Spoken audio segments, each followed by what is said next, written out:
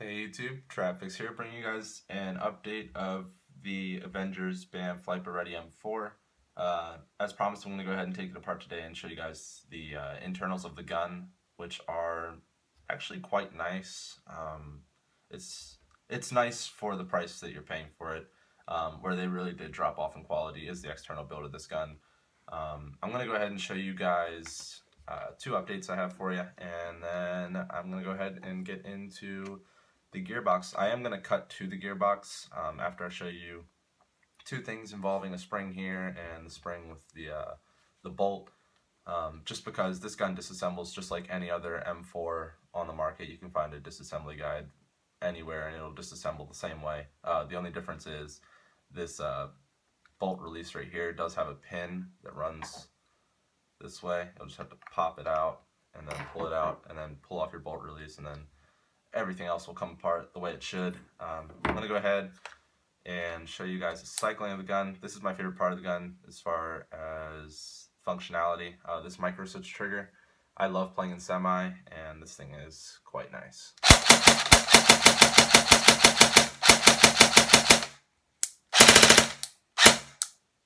So yeah, that's what the gun sounds like. I have shimmed it and I have adjusted the motor height. The reason there is a little bit of whine that you're probably going to hear is because I did not do the motor to, or the pinion to bevel shimming method. I am going to do that when I take the gun apart and reshim it. Another quick update, this rail right here on the top has actually started lifting off of the upper receiver. I'm going to go ahead and super glue that down. Yeah, if this gun actually didn't have this receiver wobble and this right here was just a little bit better build quality, like here's a G&G lower, and I don't know, where this feels kind of sturdy and nice, this feels hollow, weak, and cheaply built, and that's just one thing I can't get over. I am actually going to be selling this gun just because I have obviously started getting into a little bit of tech work and working on my own guns. I'm gutting this G&G Baconator, which I will be showing on camera what I'm replacing, what it looks like. This has been sitting, if you guys have been around long enough to remember what this gun is about 7 years old. It was my dad's gun. I bought it off him since he no longer plays, and that is what I'm currently gutting. My parts should be here either today or tomorrow, so expect a video on that soon. But in this video, we're just going to be going over this gun right here. Alright guys, so now we're to the last steps in getting the gearbox out of the lower receiver. All the pins are out, the feeding tube is out. All we need to do is get the gearbox out of the lower receiver. To do this in this gun, if you're having issues, all you have to do is pull down on the front of the gearbox while pushing up on the back two parts, and it should come out with a little bit of force. And then just pull it out the rest of the way. There we go. And now your gearbox is out. I'm going to go ahead and fast forward through getting the screws out of here, but before we do that, this is a 7/32 Allen key. I'm going to put this in the back. This does have a quick change spring system. I'm going to go ahead and take that out here. Alright, well, I'll see you when we get in the gearbox.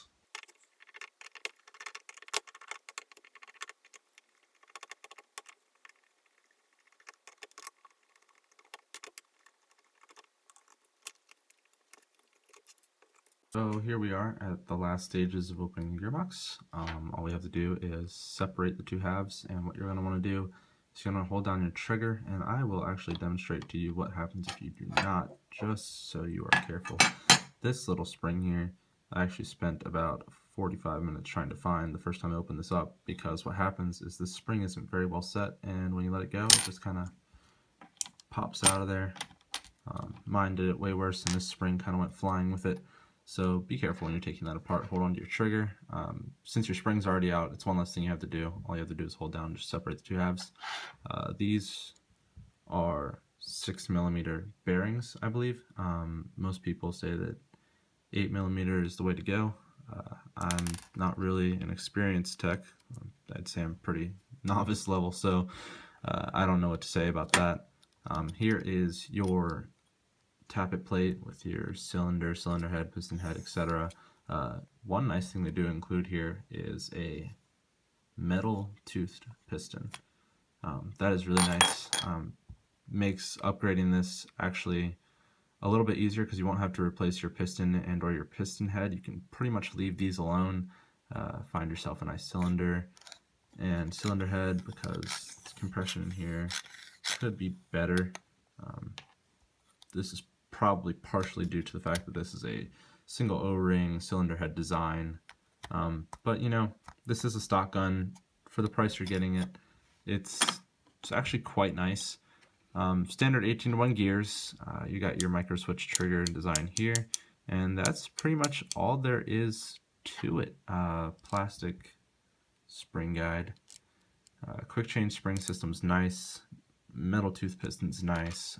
One thing, all right, here are a few things I would like to see changed in this, and these are things you can do because, you know, this is a cheap gun, so it is very upgrade friendly. I would replace the air nozzle. I would replace the cylinder head, maybe even the cylinder. I would keep the piston. It's a pretty nice piston, actually. And then 18-to-1 gears, depends on what type of build you're going to, if you want to lower your gear ratio or not, but I'm just going to stick to my 18-to-1s for right now. Micro switch trigger is really nice, and definitely change out the motor in this. Most stock motors, almost all guns with stock motors besides Crytek's, their stock motors are not the best. You're going to want to change them out. I did get a, where is it? I'm not sure where it is, but I did get a 22 TPA ZCI that's going to be going into my other gun. That's a highly recommended motor along with the SHS, which is 16 TPA. Both of those guns, if you're looking to upgrade this guy, or both of those motors, will be good replacements for this. So that's the internals. Quick closing thoughts. I want to go over the upper receiver right before this video is over, and if you guys have any questions, as always, leave them in the comments section. I know somebody actually did ask a question on my last video, and I tried to explain the answers to said questions very well. So if you guys do have questions, please do leave them in the comments section. I will actively respond. So one design problem I have with this is this spring right here and this spring up here that connects the charging handle. They're both very, very brittle.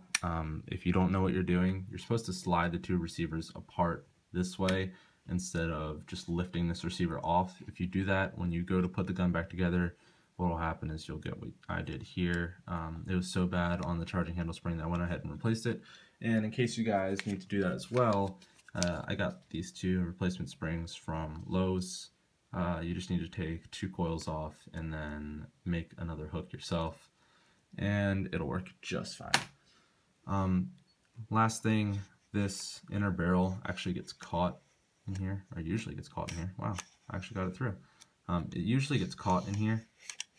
So what happens is you'll have to turn the inner barrel 180 degrees to be able to get it out, and that is probably why these are actually very easily separable, so that you can do that, and that attributes to the receiver wobble, which is the #1 reason I do not like this gun. If the receiver wobble did not exist and these springs, I didn't have to replace them, this gun, I would probably actually stick with this gun and upgrade this gun, but because of this ABS receiver, I can't get over it. That's just the biggest ball buster ever. But as far as internally, if you were to take this gearbox and swap it out and throw it into something else, this gearbox would hold up just nicely. Internally, this gun is great. The quick change spring is a great inclusion. It definitely saves a lot of time and the hassle of opening the gearbox and holding down on the screwdriver and then holding down the cylinder head so not everything pops. The only thing you have to worry about is unscrewing it all and holding down your trigger so that spring doesn't go flying. And if you do use it, just remember that most of your screwdrivers that you should be using are going to have magnets in them, so you can kind of just wipe across wherever you think it is and it should just cling to it, and it'll save you a lot of time. Is this gun Lipo ready? All guns technically are Lipo ready because most guns besides plastic gearbox guns are going to be able to run a 7.4 Lipo. Is this gun 11.1 ready? Most people will say no because it doesn't have a MOSFET, although experienced players will tell you you can use an 11.1. It's just going to put a lot more wear on this gearbox. With the stock cylinder head and the stock cylinder, without radiusing the gearbox and correcting AOE, I wouldn't be using an 11.1, although the metal rack tooth piston is really nice. You might be able to get away with it if you correct your air seal and all that jazz, all those DIY mods. But internally with this gun, as far as the stock gun, I am impressed. I'm just sad to say that externally they really did drop off the build quality of this gun when it comes to the upper and lower receiver. The rails are actually quite nice. Your pistol grip, it's nice, and the stock is fine. It's just this upper and lower receiver, the wobble, and the way this has started to arc just really get me. So that was the video, guys. If you guys have any questions whatsoever, go ahead and leave them in the comment section down below, and I will see you guys next time.